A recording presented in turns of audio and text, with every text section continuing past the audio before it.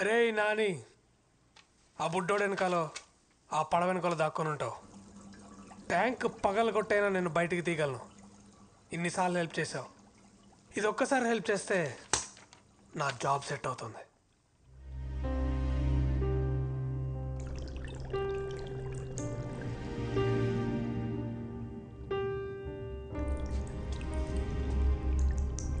No hard feelings bro. సరేరా, చంపుదామని ఎలాగో ఫిక్స్ అయిపోయావు కాబట్టి ఒక చివరి కోరిక. వాడెవడో యూట్యూబ్లో చెప్పినట్టు కాదు, నేను చెప్పినట్టు ఉండరా. ఇద్దరం కలిసి ఒక్క లాస్ట్ పర్ఫెక్ట్ డిష్ ఉండదాం. అబహ, నువ్వు ఎక్వేరియం ఫిష్వి, నిన్ను ఎలా ఉండేస్తాడు? వాడికి అంత తెలివి ఉంటే ఎప్పుడో ఉద్యోగం వచ్చి ఉండేది. ఏంట్రా జోక్ చేస్తున్నాను అనుకున్నా, మా నాన్నగారు నిజంగానే చంపేద్దాం అనుకున్నారా ఏంటి? ఇట్స్ ఓకే రా చెంటి, పర్లేదు. నువ్వంటే వదిలేస్తే 100 ఏళ్ళు బతికేస్తావు. నేను బతికేదే 10 ఏళ్ళు, అది ఈ ఫిష్ ట్యాంక్లో మ్యాక్సిమం 4 ఏళ్ళు.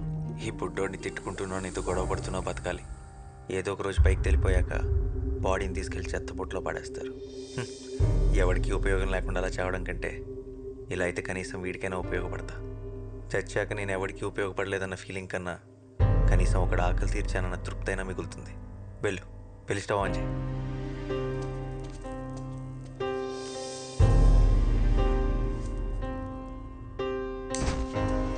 పోనీ నాన్నగారు లెక్కనే ఉండలేనురా, మనం లేరా ప్లీజ్. రే చెంటి, నువ్వు ఇంత సెంటి అనుకోలేదురా. I will miss you.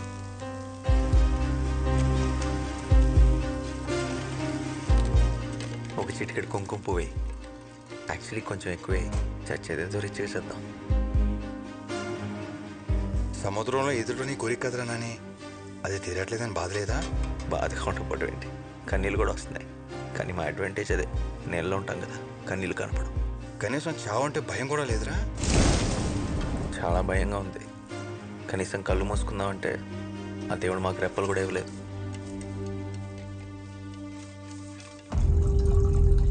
రే రే రే, వద్దురా ప్లీజ్ రా, వద్దురా.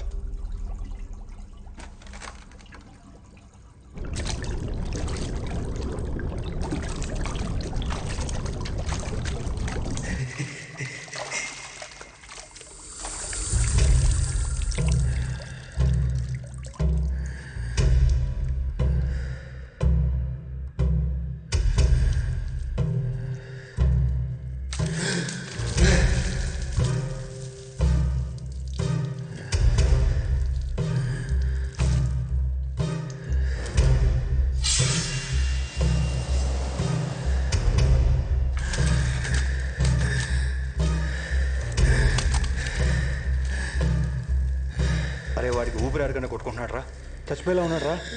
వద్దురా ప్లీజ్ రా, వద్దురా.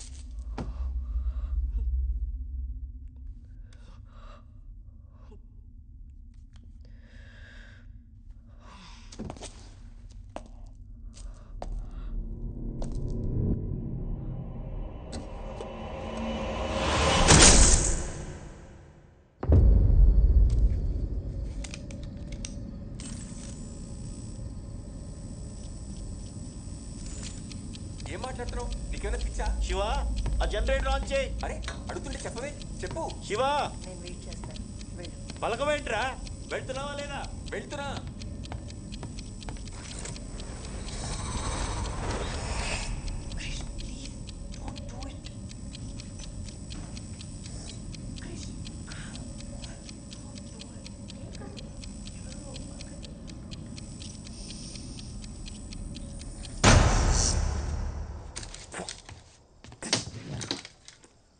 బ్లడీ 40 సెకండ్స్కి ఆన్ చేయమంటే 30 సెకండ్స్కి ఆన్ చేసింది.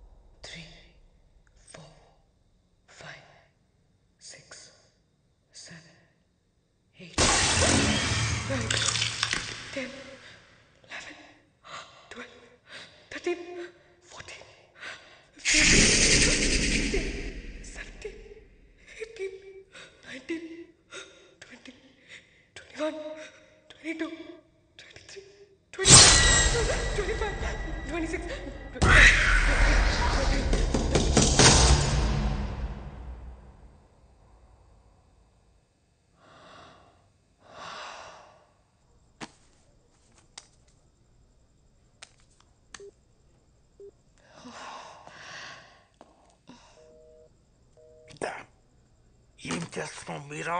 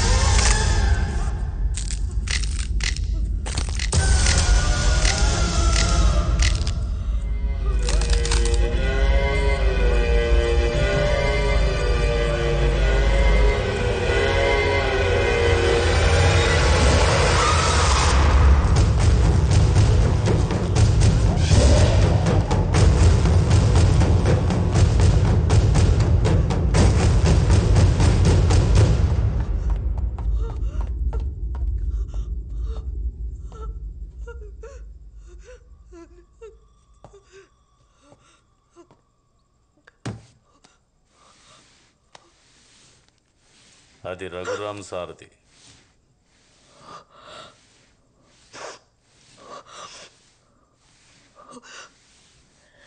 రఘురామ్ అతని భార్య. వాళ్ళ గురించి నీకేం తెలుసు? ప్లీజ్ చెప్పు. రఘురామ్ సార్కి వైదేహి మేడం అంటే ప్రాణం. ఇక్కడే వాళ్ళు ఎంతో ఇష్టపడి కట్టుకున్న ఇల్లుండేది.